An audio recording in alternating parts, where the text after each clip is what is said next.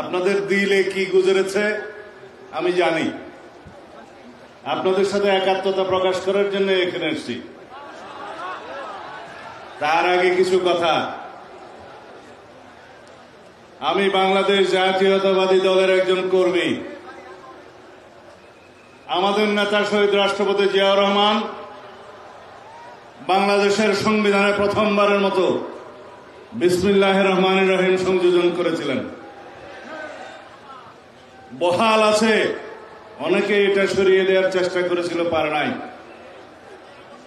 কিন্তু যেটা বহাল নাই, রাষ্ট্র পরিচালনার মূলনীতি হিসাবে আমরা যেটা সংযোজন করেছিলাম, শহীদ রাষ্ট্রপতি জিয়াউর রহমান মহান আল্লাহর উপর আস্থা এবং বিশ্বাস সংবিধানের প্রস্তাবনায় ছিল এবং রাষ্ট্র পরিচালনার মূলনীতিতে ছিল। অনুচ্ছেদ 8-এর মধ্যে সেটা তুলে দেওয়া হয়েছে, আপনারা জানেন।